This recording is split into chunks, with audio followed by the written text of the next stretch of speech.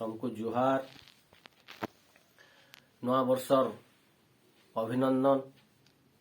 बड़ मान को जुहार सान मान को आशीर्वाद स्नेह श्रद्धा मुई आपन सुदाम पुटे अनेक दिन आगरू आमर समाज रो केते बंधु मते अनुरोध करथिले किछि वार्ता समाज लगी देवार लगी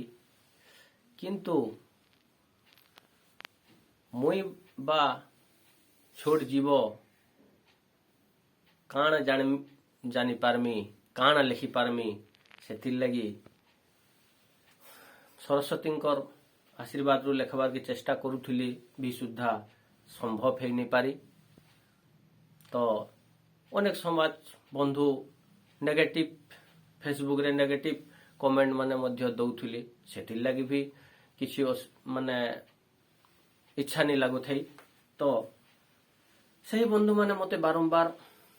कही आछन जे किछि युवा समाज पई लेखु तो मुई आज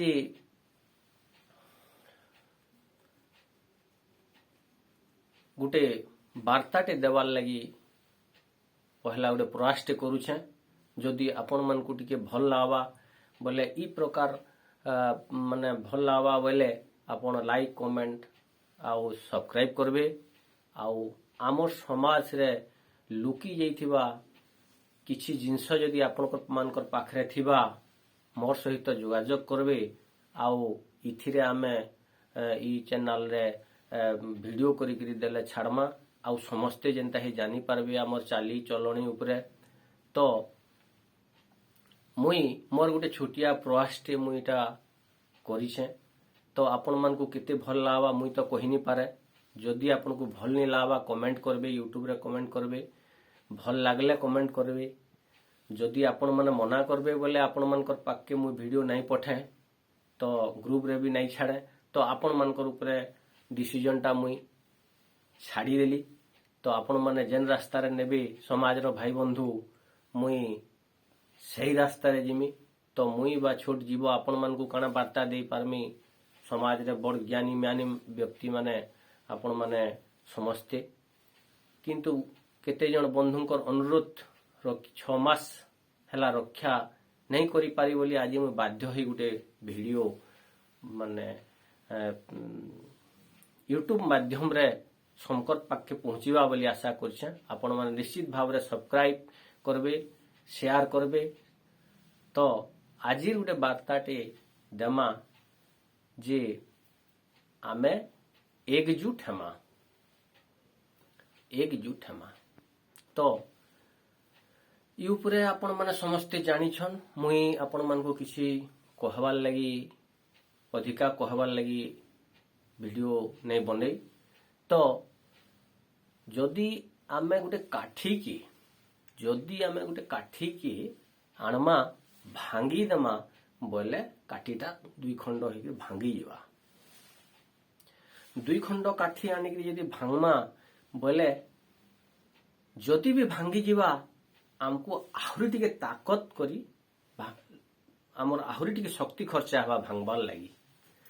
3टा काठी जदि आनिक आमे जदि एकत्रित करी मुड़ा करी जदि भांगमा बोले भांगबाटा आमर पक्षे असंभव हो पारे जदि भी भांगी पारमा आहुरी आमको शक्ति दरकार पड़ी पारे एही परि जदि आमे गोटे मुठा जदि काठी जदि आमे एकत्रित भाव रे गोटे मुठा काठी आमे धर्मा आर भांगबार लगे चेष्टा करमा बोले केही भी आमे भांगी नहीं पारू तो इथिर लगी मोर कहबार उद्देश्य हैला जे आमे माने समाज रो समस्ते गुटे माँ छुआ जेहेतु आमे समस्ते मिली मिसिकरी रहमा केंतिकरी समाज रो उन्नति हेबा केंतिकरी समाज भल दिगरे जीवा केंतिकरी समाज तल स्तर रो काम हे पारबा सेतिर ऊपर आमे समस्ते प्रयास करमा तो ई वीडियोटा तल स्तर आपण माने समस्ते बुझिकरी विचार करबे बोली मैं आशा करूछे आमे सीमेंट जेतकी भल करी पाई घर बनामा सेतकी भल भावे घर बनवा। तो इताके बढ़ावार लगी आमर हाथे दायित्व रहला। तो आमे केंताकरी गढ़मा, केंताकरी बनामा, केंताकरी चलमा, केंताकरी आगे जिमा, से सबू के आपण माने विचार करी आमे एकजुट होकर रहमा। सेथिर लई गुटे मु पदे लिखिकरी देइछे। तो परे निश्चित भाव रे आमे नारी शिक्षा हला, युव समाज उपरे हला, शिक्षा उपरे हला, जहाँ मोर द्वारा ही पारवा मुई आपण मान को किछि किछि वीडियो बनेबी वार्ता देई पारमी बोली आशा करिछे। संपूर्ण आपण मानकर इच्छा पूरण करमी बोली मु तो कहि नि पारे, किंतु कमेंट बॉक्स रे लेखुन, मुई पूरा चेष्टा करमी। आउ आर भी आपण माने किए जदी माने किछि वार्ता देवार लगी वीडियो करिकरी मन के पठाबे बोले भी ई आमे ई चैनल रे छाड़ी पारमा, समस्तंकर पाके पहुंचे पारमा, समस्ते एकत्रित हेकरी जानी पारमा। तो इटा आपणकर उपरे न्यस्त रहला। तेणु करी आज मु एक पदी कविताटे आपण मानकर लई कहूछे। तो कविता शीर्षक हैला एकजुट हेमा। एक पदी कविता। घिचाटना है दल दल हेले, घिचाटना है दल दल हेले, लाभ टाकाणा पाएमा, रा कहकारे केते काणा करी अधोगति आड़े जिमा, रा कहकारे केते काणा करी अधोगति आड़े जिमा। अहम गुण के छाड़मा, ज्ञानी गुणी मान के गुटे अनुरोध, ज्ञानी गुणी मान के मोर गुटे अनुरोध, एकजुट ही रहमा, रहले फायदा पाएमा, रहले फायदा पाएमा, एकजुट ही रहमा, एकजुट ही रहमा। तो आमे यदि एकजुट ही नहीं रहमा बोले आमे से काठी जेनता भांगी गला, काठी जेनता भांगी गला हेनता आमर समाज सब खंड विखंड हेइबा। तो